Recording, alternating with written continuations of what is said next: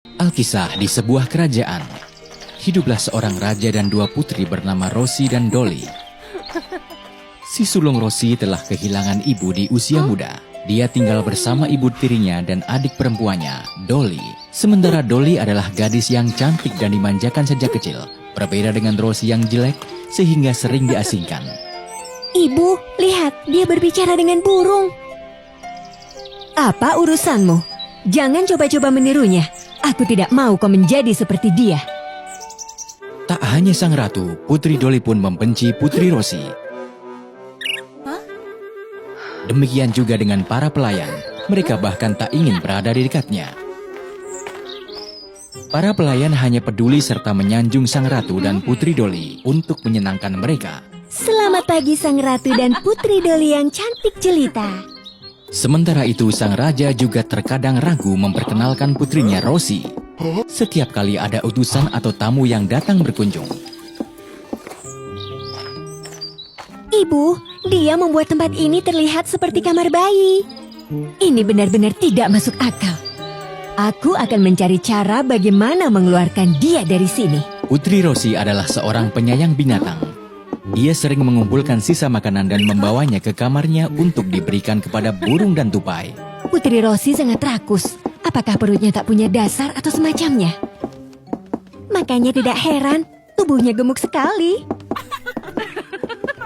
Suatu hari raja mengirim orang untuk menyiapkan buah langka sebagai hadiah untuk negara tetangga.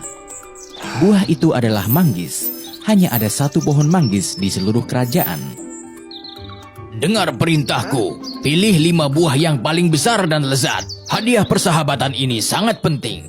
Apakah perintahku jelas? Iya, Yang Mulia. Dolly sangat menyukai manggis. Namun karena hanya ada satu pohon, Dolly hanya bisa memimpikannya. Selama persiapan pemberian hadiah, Putri Dolly berencana untuk memakannya.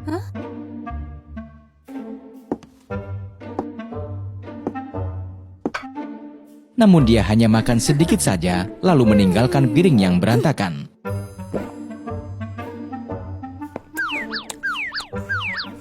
Tiba-tiba, Ratu muncul. Dia terkejut melihat Putri Dolly dengan kulit manggis. Dolly, apa kau tahu? Ini adalah hadiah persahabatan. Tapi ini enak sekali, Bu. Baiklah, aku akan mencari jalan keluar. Ketika hidangan itu dikirim kepada raja untuk diperiksa, sang raja mendapati hanya kulit kosong yang tersisa. Ini adalah penghinaan bagiku. Siapa yang melakukan ini? Hanya Rosie yang bisa melakukan ini, Yang Mulia. Aku baru saja melihatnya pergi ke dapur.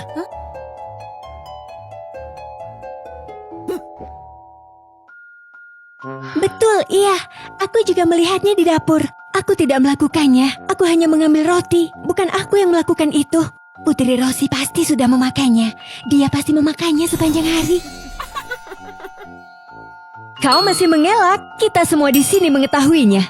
Tak disangka, bukan hanya parasmu yang jelek, tapi juga jiwamu. Memalukan sekali. Tak kusangka kau sanggup berbuat seperti itu. Kau tak layak hidup bersama orang-orang terhormat di sini. Rosie, mulai sekarang kau bukan lagi putriku. Aku tak bisa menerima ini. Keluar dari istana ini. Rosie sangat putus asa ketika dia mendengar kata-kata menyakitkan itu.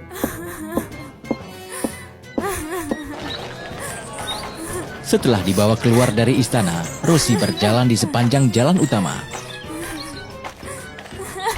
Gadis itu tiba-tiba bertemu dengan koloni semut.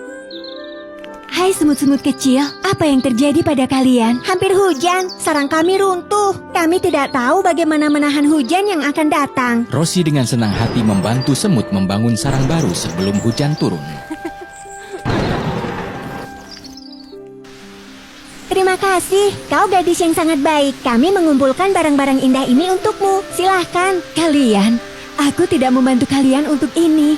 Mohon disimpan, perjalananmu masih panjang. Mereka pasti dapat membantumu. Bagi kami barang-barang ini tak ada gunanya. Baiklah jika begitu. Terima kasih. Tak lama kemudian hujan turun teramat deras. Namun kemudian awan gelap tiba-tiba menghilang. Ketika hujan berhenti, gadis itu terus berjalan dan tiba di sebuah desa kecil. Tempat ini sepertinya baru saja mengalami gagal panen. Seluruh desa kelaparan.